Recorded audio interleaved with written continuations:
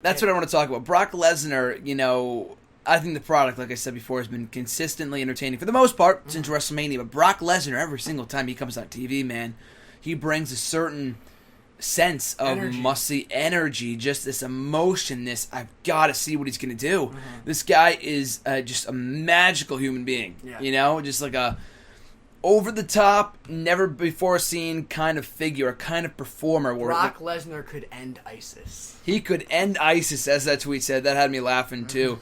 This guy puts, Tony Schiavone, I'm looking to you. This guy puts asses in the seats. Yes. He puts butts in the seats. Yes. Is Brock Lesnar. I mean, a lot of people can, but this guy is just in another stratosphere. How do you think that, what are your thoughts on Brock Lesnar since he re-signed with the company, since WrestleMania, the way they've been using him, the special attraction-esque Brock Lesnar? I mean, I was so ecstatic when I heard that he re-signed. I mean, not only does that do wonders for the product, but I mean, it showed to me that this isn't some, part-time gig to pay the bills.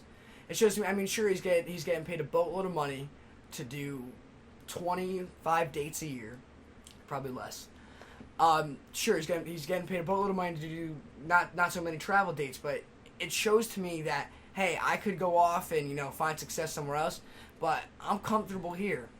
I don't feel that I've given everything I can here, so I'm going to spend the next 3 or so years, doing what I do best, and like you said, putting butts in the seats. So that really turned me on to Brock Lesnar when he re-signed with the company. It totally changed what I thought was the outcome of WrestleMania 31 when he re-signed.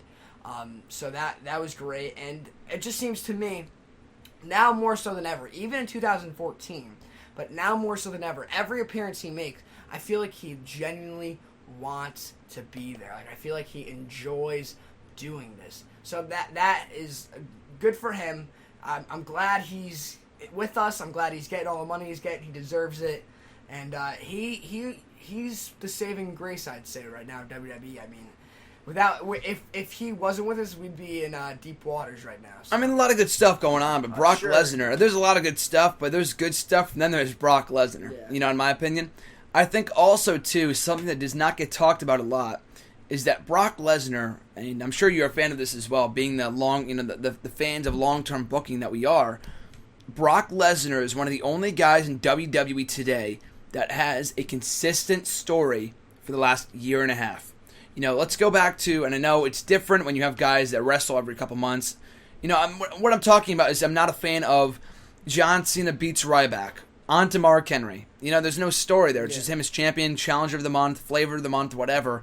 Rollins, kind of the same thing right now. We go from Orton, Ambrose, who's next? Oh, Brock Lesnar, makes sense. But you know what I mean, though? I'd say it's a more natural transition with Rollins, though. I thought it was a little weird how Ambrose was working Bo Dallas last night after just coming off. That's a perfect example. I mean, it's not like he was beaten definitively. I mean, there was a lot of, in my opinion, controversy at Money in the Bank when Ambrose let go of the title. I mean, since when was that a rule in a ladder match? We should have talked about this. Yeah.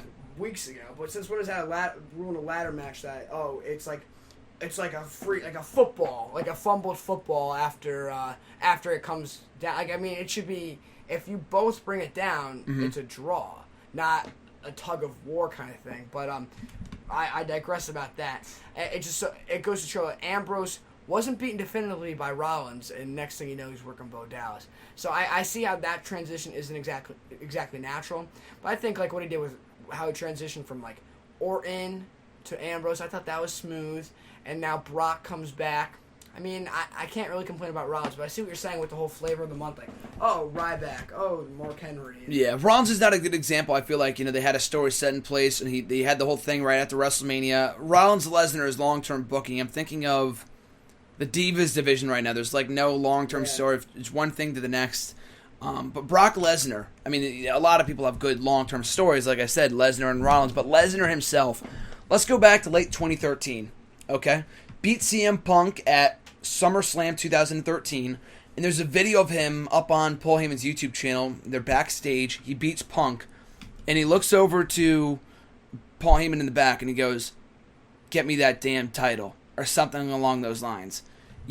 From there, from one moment to the next, his sights have shifted from, facing John Cena, Triple H, whatever the fuck it is, to facing going after the WWE World Heavyweight title for the first time since he came back, showing a real motivation for wanting that title. He comes back in the final Raw of 2013, says, I'm putting my name in the hat of the newly merged, the newly unified WWE World Heavyweight Championship. I want that title. Kind of a weird transition into the streak match. I mean, he beats Big Show, whatever. Streak happened because, the champion was busy at that time. But he's thinking, if I can beat that streak, I can go after that title. That's number one contender. Exactly. I can, that's my long-term vision. That's my goal right now. The title is bigger than the streak. It makes the title mean more. Breaks the streak. He says when he comes back, I want that fucking title. Beats Cena for the WWE World Heavyweight Championship. From there, defends the title against long-term rival Cena at Night of Champions, Royal Rumble, Roman Reigns. He has that whole story going for him. And then Lesnar loses the belt at WrestleMania. It isn't pinned.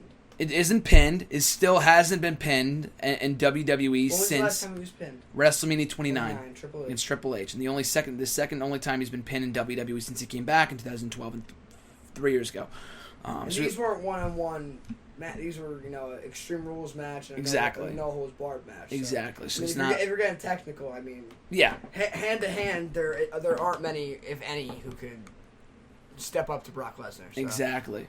So he loses the title, isn't pinned, and it's not like he comes back and says, I want to face you, Randy Orton, I want to face you, Sheamus. Now he says, no, I want that WWE World Heavyweight Championship. Now he's back in the title picture. Yeah. That's a full story being told, a complete 180 pretty much, since 2013. That's 2 years ago. I like that consistency, that long-term booking with Brock Lesnar.